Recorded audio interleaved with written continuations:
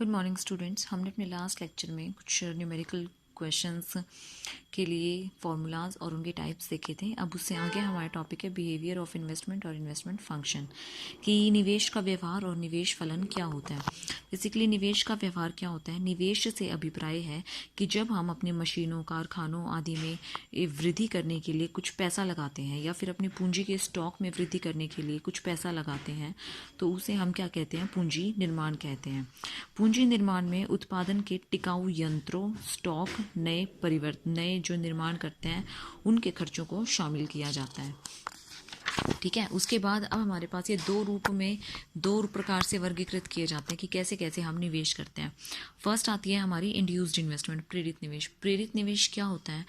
प्रेरित निवेश वो निवेश होता है जब आय के स्तर पर उपभोग व्यय बढ़ता है। मतलब जब हमारे पास उपभोग करने के लिए ज़रूरतें बढ़ती हैं, जनसंख्या बढ़ेगी तो उनकी उपभोग करने की इच्छा बढ़ेगी, और उपभोग करने की इच्छा बढ़ेगी तो क्या होगा? उत्पादन बढ़ेगा। उत्पादन बढ़ेगा तो क्या होगा? आय होगी, और आय तो होगी तो क्या करेंगे लोग? और ज़्यादा इन्वेस्ट करेंगे। तो इसलिए आपकी इन्वेस्टमेंट और आपकी इनकम में कैसा रिलेशनशिप होता है? पॉजिटिव रिलेशनशिप होता है। जितनी इनकम होगी उतनी ही इन्वेस्टमेंट होगी। ठीक है। अगली आती है हमारी ऑटोनॉमस इन्वेस्टमेंट। ऑटोनॉमस इन्वेस्टमेंट कैसी होती है? आपकी स्ट्रेट होती है। इसका आपके प्रॉफिट्स पर कोई प्रभाव नहीं पड़ता। जितना भी प्रॉफिट होता रहे इसके ऊपर कोई प्रभाव नहीं पड़ता। इसमें ये जो इन्वेस्टमेंट की जाती है ये किस लिए की जाती है? ये सरकार द्वारा अर्थव्यवस्था में मांग को बढ़ाने के लिए की जाती है। जैसे ऐड वगैरह दे दी, तो इस टाइप से जो होता है वो होता है हमारी ऑटोनॉमस इन्वेस्टमेंट के अंदर। अगला आता है हमारे पास दो इम्पॉर्टेंट डिटर्मिनेंट होते हैं हमारी इन्वेस्टमेंट के। वो कौन कौन से होते हैं? फर्स्ट आता है मार्जिनल एफिशिएंसी ऑफ कैपिटल।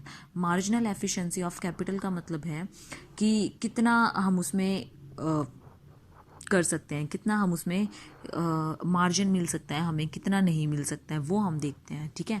मतलब ये है कि अगर हम कितना प्रॉफिट उससे एक्सपेक्ट कर रहे हैं, क्या वो उतना हमें रिटर्न्स दे पा रहा है या नहीं दे पा रहा है। मतलब सपोज करो कि हमारी एक मशीन की कीमत 1000 की है, तो जो हमारा अनुमान है, जो हम उसमें कमा रहे हैं, क्या उसमें हमें कुछ एक्स्ट्रा मिल रहा है या नहीं मिल रहा है। अगर हमें उसमें कुछ एक्स्ट्रा मिलेगा तो हमारी मार्जिनल एफिशिएंसी ऑफ कैपिटल हम फाइंड आउट करेंगे उससे। ठीक है। तो ये हम दो चीज़ों से, दो तरीक़ों से करेंगे। एक तो होगी हमारी पर्सपेक्टिव यील्ड और दूसरी होगी हमारी सप्लाई प्राइस। तो पर्सपेक्टिव यील्ड क्या है? पर्सपेक्टिव यील्ड ये है कि वो हमारी टोटल आय का वो पार्ट है जिसका किसी पूंजीगत पदार्थ के प्रयोग करने से उसके कार्यकाल की समग्र अवधि में प्राप्त होने का अनुमान होता है। मतलब कि हमें फर्स्ट ईयर इतना मिलेगा, सेकेंड ईयर इतना मिलेगा, थर्ड ईयर इतना मिलेगा, फोर्थ ईयर इतना मिलेगा, जब तक वो चलेगी कितना मिलेगा। तो जब हमें ये चीज़ पता चल जाती है तो वो हमारी क्या हो जाती है? पर्सपेक्टिव यील्ड हो जाता है। अगला है सप्लाई प्राइस। सप्लाई प्राइस क्या होता है? सप्लाई प्राइस वो प्राइस होता है, इसका मतलब ये है कि जितना हमारे पास मशीन है, उस मशीन के स्थान पर अगर हम कोई नई मशीन रिप्लेस करते हैं तो वो उसकी कॉस्ट क्या होगी। ये बेसिकली क्या है? हमारी रिप्लेसिंग कॉस्ट होता है। पहले हमारी 10,000 की मशीनरी थी, अब हमने कितने की मशीनरी रिप्लेस करनी है? 15,000 की करनी है। स्क्रैप में वो हमारी 5,000 की बिक रही है, तो जो 10,000 होगी वो हमारी क्या होगी? रिप्लेसमेंट कॉस्ट होगी। ठीक है स्टूडेंट्स। अगला टॉपिक आता है हमारे पास rate of interest. Rate of interest क्या होता है कि आप कब इन्वेस्ट करोगे? जब हमारे पास मार्जिनल एफिशिएंसी ज़्यादा होगी और रेट ऑफ इंटरेस्ट कम होगा तो हमारा निवेश किया जाएगा। क्यों? क्योंकि हमने ब्याज कम देना पड़ेगा, और जब हमारे पास ब्याज ज़्यादा होगा तो वो उस केस में हम नहीं उधार लेंगे, क्योंकि हमारे पास ब्याज ज़्यादा होगा तो इसमें रिस्क होगा। तीसरी चीज़ आती है हमारे पास इक्वल कंडीशन। जब हमारे पास रिटर्न्स और हमारी रेट ऑफ इंटरेस्ट दोनों इक्वल होते हैं तो फिर हम कुछ सोचते हैं कि हाँ हमें करना चाहिए या नहीं करना चाहिए। ठीक है। अब अगला टॉपिक आता है आपका concept of full employment. Full employment क्या होती है? जब किसी भी जगह जितना श्रम होता है उसको उतनी ही पूर्ति हो जाए उस श्रम की, तो वो हमारी क्या आ जाती है? Full employment. मतलब जितनी बेरोजगारी है उन सबको रोजगार मिल जाए तो वो हमारा क्या हो जाएगा? पूर्ण रोजगार की कंडीशन आ जाएगी।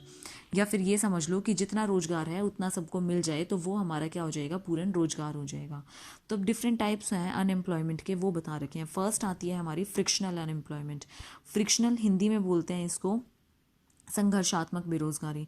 संघर्षात्मक बेरोजगारी क्या होती है? संघर्षात्मक बेरोजगारी वो बेरोजगारी होती है जिसके अंदर क्या होता है, एक गतिशील अर्थव्यवस्था में कार्य या नौकरी को बदलने से होता है। मतलब ये कि जब वह बेरोजगारी क्या किस वजह से होती है, अवसरों के विषय में जानकारी न होने की वजह से, बिजली की कमी की वजह से, मशीन की टूट फूट की वजह से उनको हटा दिया जाता है। तो ये कुछ टाइम के लिए बेरोजगारी होती है, वो होती है संघर्षात्मक बेरोजगारी।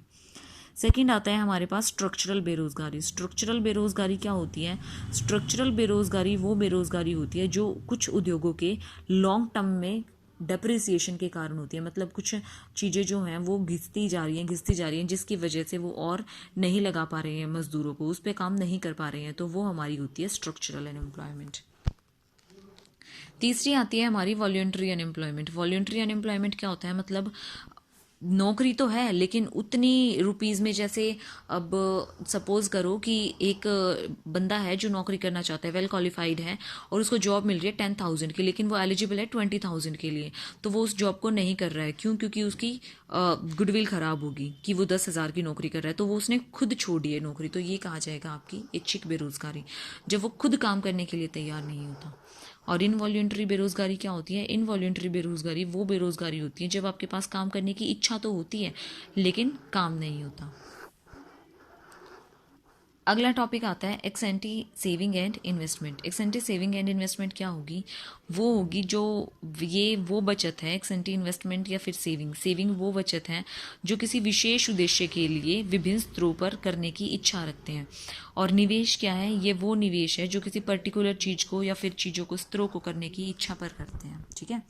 अगला पॉइंट आता है हमारे पास ex post saving and investment. Ex post, post का मतलब होता है बाद में, तो वास्तविक बचत वह बचत है जो सारे काम करने के बाद जो बाद में बचत की जाती है वो होती है हमारी।